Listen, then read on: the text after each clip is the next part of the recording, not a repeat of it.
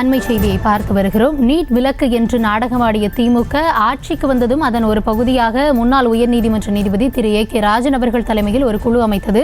இந்த குழு சமர்ப்பித்த அறிக்கையில் உள்ள குளறுபடிகளை பாஜக சுட்டிக்காட்டி இருப்பதாகவும், முழுமையான விவரங்கள் இல்லாத ஒரு அறிக்கையை காண்பிப்பதாகவும், நீட் வந்த பிறகே அரசு பள்ளி மாணவர்கள் பயனடைந்த உண்மை வெளிவந்துவிடும் என திமுக பயப்படுவதாகவும் அண்ணாமலை தெரிவித்திருக்கிறார். இது குறித்த விவரங்களோடு இணைகிறார் எம்முடைய செய்தியாளர் ராஜேஷ். வணக்கம் ராஜேஷ், அண்ணாமலை தெரிவித்திருப்பது என விரிவான விவரங்கள். வணக்கம். அண்ணாமலை ஒரு பெரிய பட்டியலிட்டிருக்கின்றார். அதாவது 2010 முதல் 2021 வரை தமிழ்நாட்டில் அரசு பள்ளியில் படித்த மாணவர்கள் எவ்வளவு பேர் MBBS மருத்துவ படிப்பு சேர்வதற்கு சேர்ந்திருக்கிறார்கள், நீட் வருவதற்கு முன்பு எவ்வளவு பேர் சேர்ந்திருக்கிறார்கள், நீட் தேர்வு வந்த பிறகு எவ்வளவு பேர் சேர்ந்திருக்கிறார்கள் என்ற விவரங்களை சொல்லி அவர் பட்டியலிட்டிருக்கிறார்.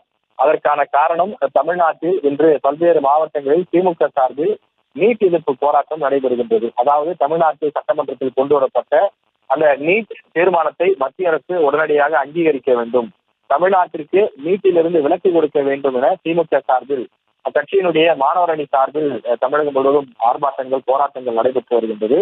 எனவே இந்த சூழ்நிலையில் பாஜக மாநில தலைவர் அண்ணாமலை அதை கடுமையாக விமர்சிக்கக்கூடிய வகையில் அறிக்கை ஒன்றை தன்னுடைய சமூக வலைதளத்தில் பதிவிட்டிருக்கின்றார்.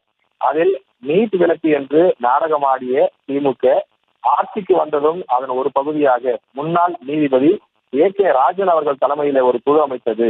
அந்த குழு கொடுத்த அறிக்கையில் பல்வேறு குளறுபடிகள் இருப்பதை பாஜக சுட்டிக்காட்டியது. அப்படி சுட்டிக்காட்டியும் கூட அதற்கே தீர்வு காணப்படவில்லை என்று அண்ணாமலை குற்றச்சாட்டை முன்வைத்திருக்கின்றார்.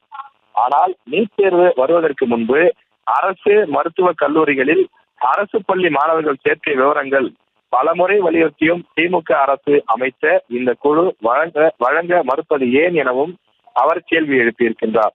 மேலும் முழுமையான விவரங்கள் இல்லாத ஒரு அறிக்கையை வைத்துக் கொண்டு திமுக தனது நீட் எதிர்ப்பு நாடகத்தை தொடர்ந்து கொண்டிருப்பதாக அண்ணாமலை விமர்சித்திருக்கின்றார். நீட் தேர்வுக்கு முன்பாக எத்தனை அரசு பள்ளி மாணவர்கள் அரசு மருத்துவக் கல்லூரிகளில் இடம்பெற்றனர் என்றும், ஆனால் நீட் வந்த பிறகு அதிகமான மாணவர்கள் தற்போது அரசு கல்லூரிகளில் MBBS படித்து வருகிறார்கள் என்றும் அவர் குறிப்பிட்டிருக்கின்றார். அது தொடர்பான ஒரு பட்டியல் ஒன்றையும் அவர் வெளியிட்டிருக்கின்றார். அதாவது நீட் தேர்வு தமிழ்நாட்டை பொறுத்தவரையில் 2017 ஆண்டுக்கு பிறகுதான் வந்தது. அந்த ஆண்டு அதற்கு முன்பெல்லாம் பார்க்கும்போது 30 அல்லது 30க்கும் குறைவான மாணவர்கள் மட்டுமே அரசு பள்ளியில் படித்த மாணவர்கள் MBBS படிக்க சேர்ந்திருக்கிறார்கள். ஆனால் 7.5% இந்த இடஒதுக்கீடு கொண்டு வரப்பட்ட பிறகு 300க்கும் மேற்பட்ட மாணவர்கள் ஆண்டுதோறும் பயன்பெற்று வருகிறார்கள். எனவே 2020, 2021 என தொடர்ந்து 4 ஆண்டுகளாக பல மாணவர்கள் தொடர்ந்து MBBS பயின்று வருவதாகவும், உண்மைக்கு புறம்பாக நீட் விவகாரத்தில் திமுக நாடகம் ஆடுவதாகவும் அண்ணாமலை விமர்சித்திருக்கிறார்.